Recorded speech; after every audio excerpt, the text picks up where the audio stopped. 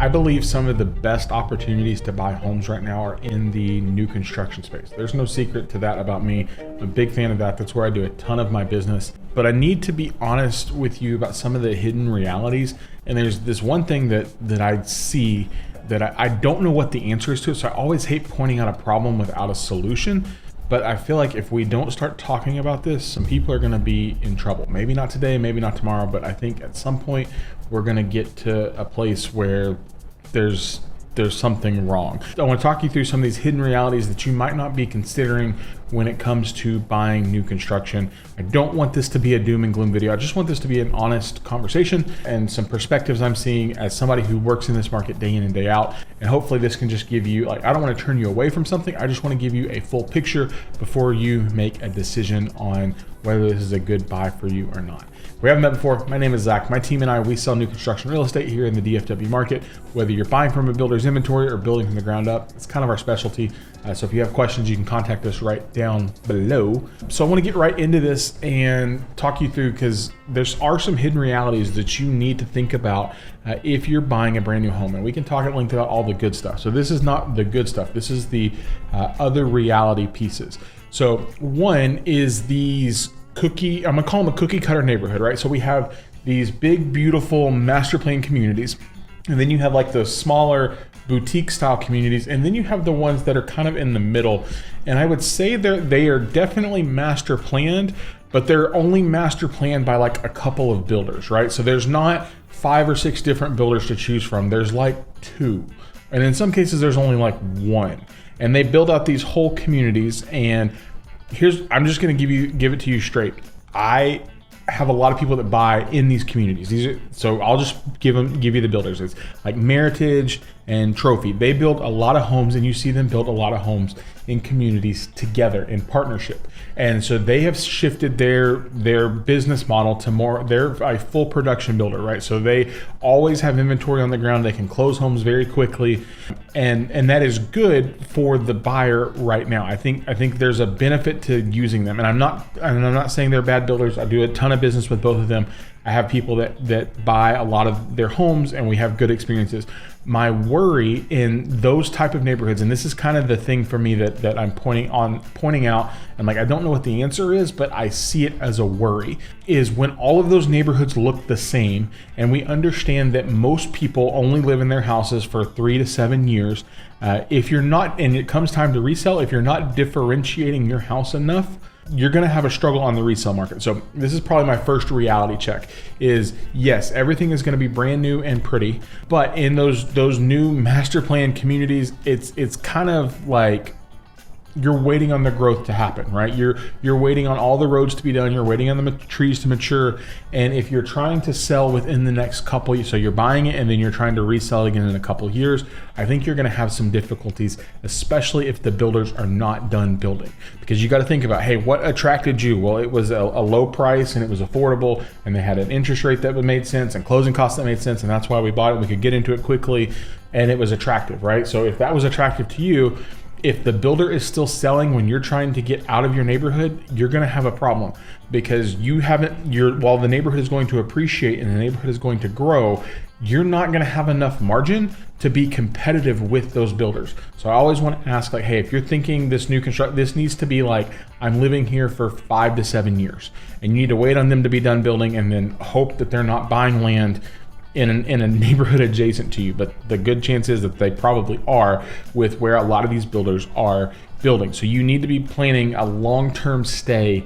And I know life changes, marriages change, kids, all of those things, but like the initial plan needs to be a long-term stay, because I think you're going to have a hard time reselling if a builder is still selling in your neighborhood. So we had a family friend, and this is what kind of started this conversation. Was we were sitting at dinner with a family friend, and they're in a different market than what I serve here in DFW. And so we're talking, and she says, at the time we bought from a builder that had a monopoly on the neighborhood. And I was like, who was it? She's like, it was Horton. And so D.R. Horton is known for doing neighborhoods where they, own all of the lots and they develop all of them, and it's all their houses. And I said, okay. She goes, well, we bought the house, it was like 18 months ago. And she goes, we're having to move because of a job change, things like that. I was like, okay. She said, we've listed it on the market. And she said, we've been on the market for almost 2 months and we've had 0 showings. And I said, okay, well, how many other pieces of inventory are listed. She said the builder has 10 homes on their street alone that are listed. And I was like, and I just told her, I said, I need to be honest with you. You're going to struggle to sell this home because you probably and I was like, you put a minimum down payment. She was like, yes. And she told me so. I said, you guys don't have the margin to take a huge price reduction that the builder has because they hold so many homes. So you're probably going to struggle, especially in those type of neighborhoods. When we look at these quasi master plan communities, all of the finish outs are the same. Yes, the floor plans are different, but beyond that, the colors, the cabinets, the floors, all of it is exactly the same. So while it's a good starting point, if you're planning on selling it in the long term, you need to do something that adds value. You need to do something that differentiates your home, or you need to be pricing aggressively when it's time to get out so that you can beat the builders and market that thing really, really well. So that's one of those challenges in that neighborhood is it starts to feel really generic. I hear that a lot, and it's like the challenge I think a lot of people face is we get into this affordability conversation, and the affordability, it lends itself to more of these generic style neighborhoods in a lot of places. So I'm not telling you not to buy it. I just want to have a honest and open conversation with you and paint a full picture to give you the best information that you can. So it's going to be a little bit cookie cutter. I think you're going to struggle to sell it in the next couple years, especially if the builders are still building and they can undercut you and they can beat you. So I know that's going to be a challenge. And then a lot of people say, hey, well, we will turn our home into a rental property. And so you have to think about that in a couple different ways. One, if you're planning on staying long term, you have to know that this is going to be a possibility that many of your neighbors will either A, turn them into rental properties themselves, or B, they will sell them to a investment company, whether you think that's a good idea or not. It happens, and then they become rental properties because of the low barrier to entry. So people will live in these homes for 2 or 3 years, hold on to them, and make them a rental property. So if you're planning on staying, there's a good chance you're going to end up with a ton of rentals around you. Or B, if you're not planning on staying, there's a good chance you're also going to have competition in that market to get that home rented. So everybody may be thinking the same thing in terms of, hey, this is a kind of our game plan. Not saying it's bad. Just need to be aware that it's going to have some competition. And if you're over leveraged, like if you know the rates were really high and you only took a 3.5% down payment, and then your property taxes went up and your insurance went up, and you're not in a super A+ rated school district, it's like rent prices are not going to continue to escalate, and it's going to cap. And so you may not even have like the cash flow situation to actually be able to rent it. So consider that. So it's a common backup plan, but you're not the only person with that idea. And it may not be a cash flow play. It may just be a holding and securing the asset play. Another one that I want to give you just in a general concern, warranty sucks. And I just want to straight up tell you that every builder has a different process with how they handle warranties. Some of them do a better job than others. I will give them credit for that.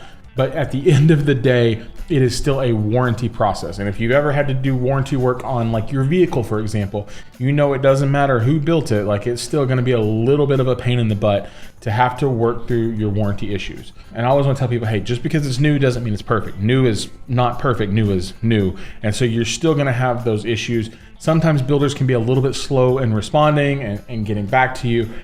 There are builders that do a really good job of working through that as quickly as they can and managing it internally. Bloomfield, Stone Hollow, Pacesetter, they're figuring it out. Highland does a really good job with all of our clients that have had warranty issues. Nobody's complained about them, but just be prepared. In general, it is still warranty, and you're going to have a little bit of a headache. Hopefully the headache is a little bit less than it is with some builders, and I'll leave it at that. So that's one of those hidden realities. Yes, you have those warranties baked in, but sometimes they can be painful to have to work through. I want to give you a couple more things. Just kind of, we're chatting as friends, right? This is if you and I were sitting down having a drink together, or sitting across the table having this conversation. These are things I would tell you, as your agent or as your friend, or say, hey, here's how we want to make this, navigate this. So we've talked about the cookie cutter neighborhoods and the hard to sell on the resale thing. We've talked about the warranty, some of the hidden costs on the upgrades. Like, you have to understand they're still in the business of making money.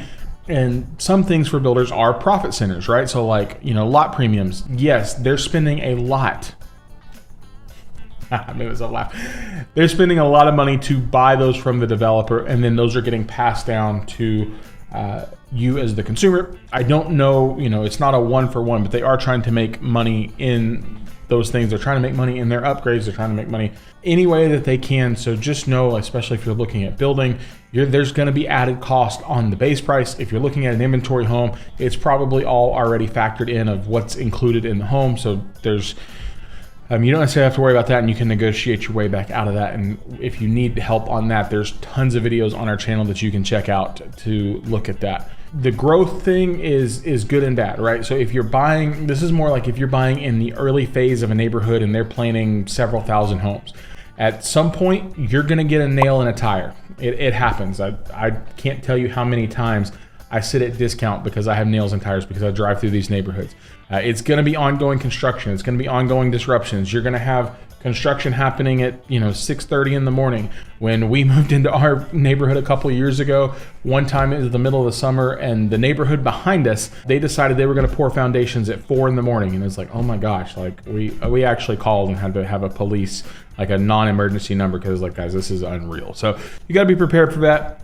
Roads take time, schools take time if they're not already there, amenities take time. There's a few different communities around here in North Texas that have promised some really, really incredible amenities, schmagoons and beaches and bowling alleys and arcades, and I don't think any of them exist, and they haven't had anything happen yet.